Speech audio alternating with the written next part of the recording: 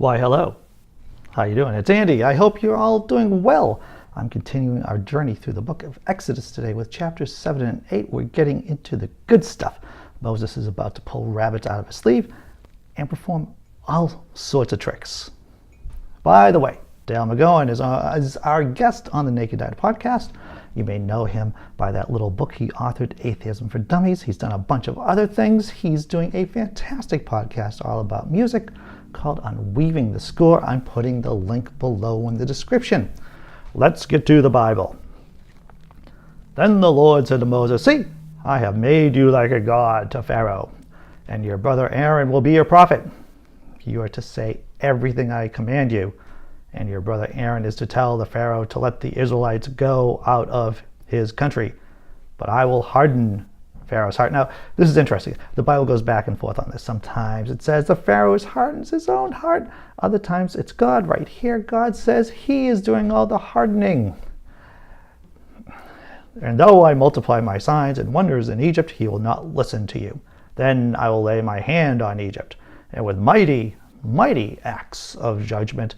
Mighty acts of judgment kind of sounds like one of those 80s slasher flicks. "I will bring out my divisions, my people, the Israelites, and the Egyptians will know that I am the Lord when I stretch out my hand against Egypt and bring the Israelites out of it." Moses and Aaron did just as the Lord commanded them. Moses was 80 years old, and Aaron was 83 when they spoke to Pharaoh, which I suppose is young when you consider biblical patriarchs lived to be a gazillion. Aaron's staff becomes a snake. That's the name of the next section. "The Lord said to Moses and Aaron, when Pharaoh says to you, 'Perform a miracle,' then say to Aaron, 'Take your staff and throw it on the ground before Pharaoh, and it will become a snake.' So Moses and Aaron went to Pharaoh and did just as the Lord commanded. Aaron threw his staff down in front of the Pharaoh and his officials, and it became a snake. Pharaoh then summoned wise men and sorcerers, and the Egyptian magicians also did the same things by their secret arts.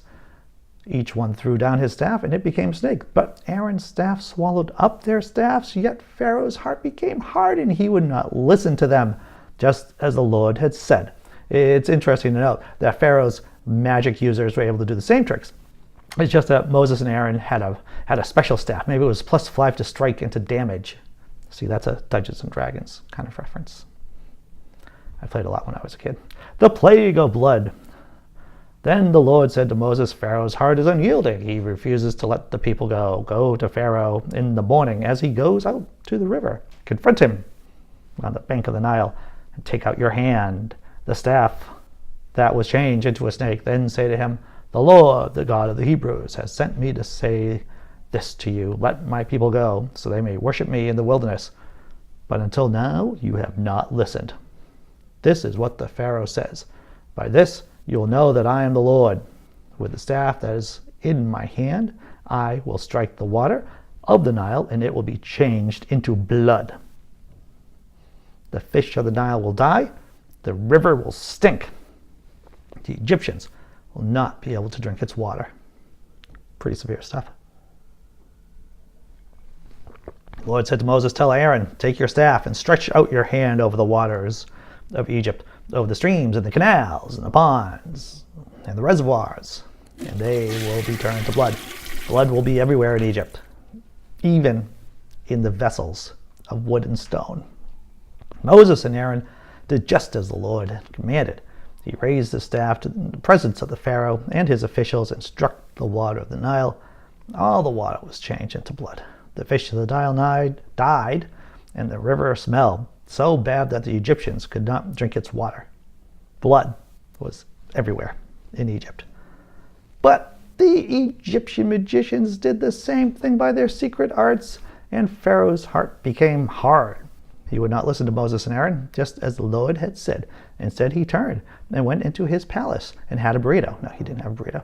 And did not even take this into his heart. And all the Egyptians dug along the Nile to get drinking water because they could not drink the water of the river. I guess the underwater aquifers, the underground water wasn't affected. I don't know. Maybe God just wasn't being too, I don't know. God's wondrous ways, no underground water turned into blood? I don't know. Plague of frogs, best part. 7 days passed after the Lord struck the Nile. Then the Lord said to Moses, go to Pharaoh and say to him, this is what the Lord says, let my people go so they may worship me. If you refuse to let them, I will send a plague of frogs on your whole country. The Nile will teem with frogs. They will come up into your palace and your bedroom and onto your bed, into the houses of your officials and on your people and into your ovens and kneading troughs. The frogs will come up on you and your people and all your officials. Now you may think this is a weird curse, frogs. I remember hearing one time that each of the Egyptian curses were based on a particular Egyptian god. Maybe there was a god who was really fond of amphibians. I'm not too sure about that.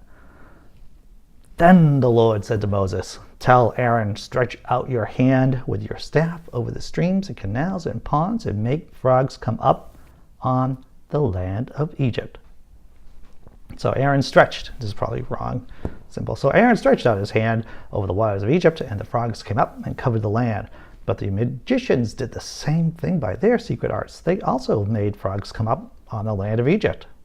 Pharaoh summoned Moses and Aaron and said, pray to the Lord to take the frogs away from me and my people. And I will let your people go and offer sacrifices to the Lord. Moses said to Pharaoh, I leave to you the honor of setting the time for me to pray for you and your officials and your people, that you and your houses may be rid of the frogs, except for those that remain in the Nile. I guess you still got to keep the ecosystem stable. There's got to be frogs in the Nile. Tomorrow, Pharaoh said.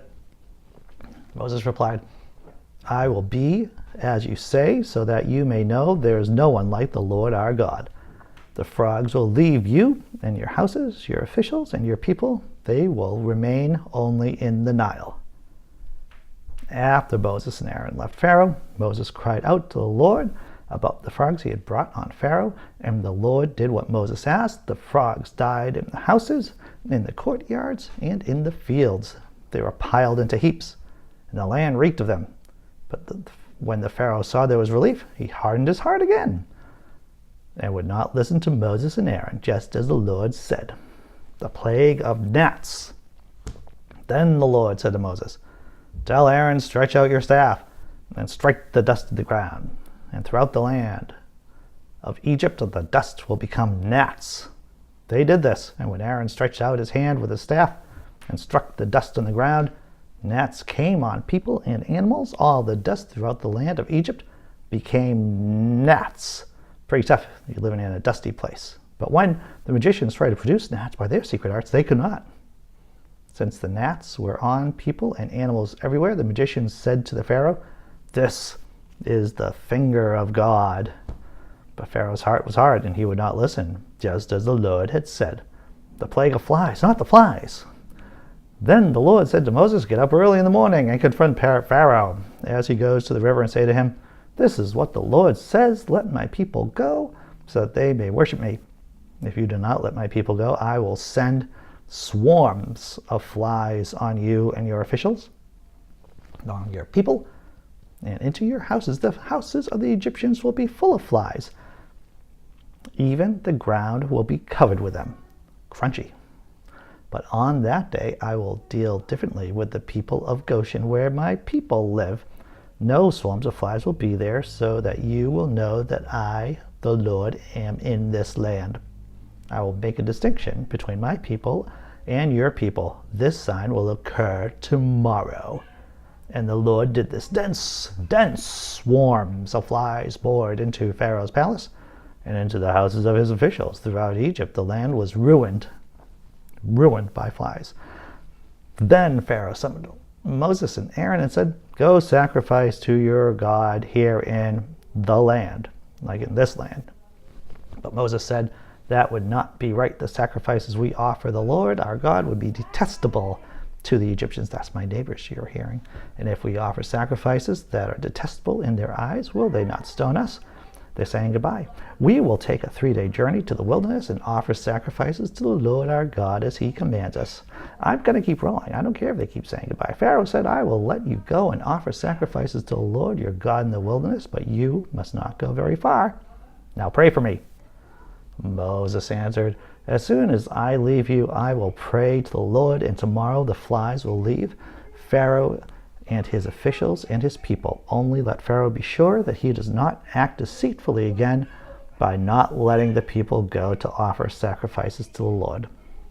They seem to be very happy people. I envy them. Then Moses left Pharaoh and prayed to the Lord, and the Lord did what Moses asked. The flies left Pharaoh and his officials and his people. Not a fly remained.